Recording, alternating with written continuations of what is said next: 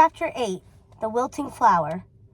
The next day, Princess Tulip Morningstar and the prince shared a very quiet breakfast together in the morning room.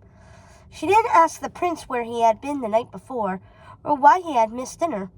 She had been forced to dine with the maestro by herself, and was mortified when he inquired where the prince might have been, and she couldn't answer. She wanted to rail on, honestly. Inwardly, she was seething, but Nanny warned her never to let her anger show. It wasn't ladylike to appear upset. Nanny said that far too often a woman unknowingly sabotaged herself when reproaching her husband for his misdeeds. To stay quiet and say nothing was reproach itself. But to say something only gave him reason to turn the situation onto the lady, claiming that she was overly emotional and making more of the situation than needed, causing him to become angry with her. Tulip didn't understand this entirely, but she did notice that Nanny didn't follow her own advice, and thought perhaps that was why Nanny had never married. So she said nothing. The only sounds in the room were those of the dishes clanking and the birds singing outside the lovely morning room windows. The room was made entirely of paned windows and had the most breathtaking view of the garden. Tulip thought of herself in the future, sitting here looking out these windows by the hour, languishing. She wished the prince would say something, anything to break this silence. She couldn't think of what to say. Anything she said would surely sound reproachful, and her tone, she wasn't at all positive it could be tempered. She just sat there drinking her tea and picking at her scone, waiting for him to speak. And while waiting, she thought about that girl she'd met at the ball. Oh, what was her name? It was pretty, rather musical. She was probably the sort of girl who would rebuke the prince in a situation like this, demand, in fact, to know where the prince had been the night before. Then again, the girl with the pretty name was probably not the sort of girl a prince would want to marry. She sighed. Her thoughts were halted with the sound of his voice at last. Tulip. Her eyes brightened when she heard him say her name. Yes, she responded, hoping he would at last make his amends for stealing away the previous night and leaving her alone to listen to the maestro talk endlessly about his art. We'd better not keep the maestro waiting. Her heart sank. Of course. Shall we go to the rose garden? Yes, I suppose we should. The rest of the week went on very much the same. Princess Tulip Morningstar pouted and played with the castle's cat. The maestro gesticulated wildly while making grand speeches about art at every opportunity. And the prince escaped every evening to the tavern with Gaston the moment they were done sitting for the maestro. On the day of the unveiling of the new portrait, quite a little family party had been arranged. Tulip was in better spirits to have her mother, Queen Morningstar, there, as well as some of her ladies to attend her. Also present was Gaston, as well as a few other close friends of the princess. King Morningstar, of course, couldn't take time away from his duties at court, but sent along lavish gifts for both his daughter and his future son-in-law. After they had feasted well on what was one of Miss Potts's most outstanding dinners to date, everyone went to the great hall to partake in the unveiling of the portrait. The great hall was filled with paintings of the prince's entire family, including portraits of him that had been painted from the time he was a wee lad. Ah, I see you've hung the maestro's portrait here in the great hall, where it belongs. Good choice, old man, said Gaston as he looked upon faces he had grown up with. Yes, I thought it was better suited in here. A rather loud clearing of the throat was heard from the other side of the room, where the maestro was standing. It seems he thought the occasion required more ceremony, and this ideal chat was debasing the situation at hand. Thank goodness he wouldn't have to suffer this company much longer. Yes, well, without further delay, I would like to share the latest of my greatest treasures. With that, Lumiere pulled the cord, which dropped the black silk cloth that had been concealing the painting.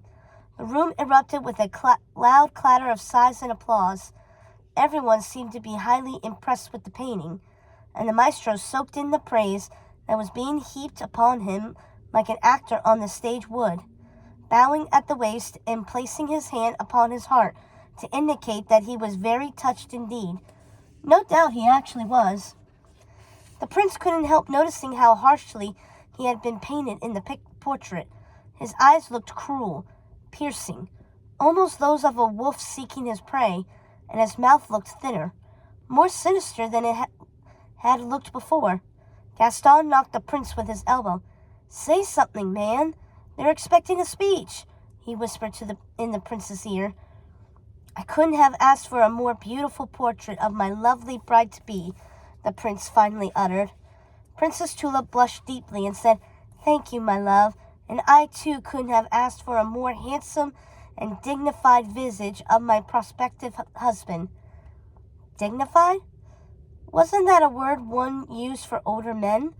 Did he look dignified?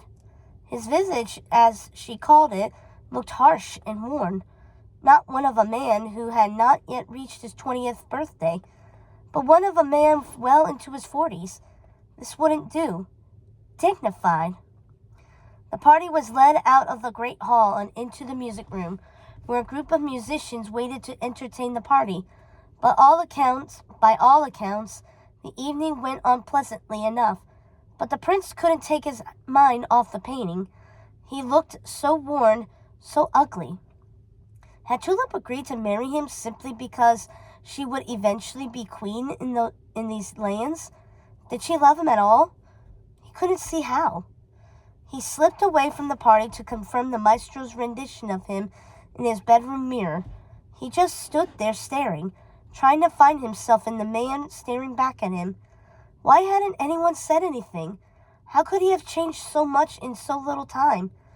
Later that evening, when the prince's guests and staff were all tucked into their beds, the prince stole out of his rooms and made his way down the long, dark corridor. He was fearful of waking Queen Morningstar. She would, of course, think he was sneaking into the princess's chamber, but that was the furthest thing from his mind now. When he passed Tulip's room, a creaking sound startled him, but it was only that blasted cat pushing the door open. He had no idea why the princess liked it so well. There was something sinister about the way the feline looked at him, and something eerie in her markings, which made her look like a creature that roamed cemeteries rather than castle grounds. Well, the queen did wake to find him prowling the halls. She wouldn't believe he was on his way to look at his painting again. He'd been sleeping fitfully and unable to rest, his thoughts consumed by that ghastly painting.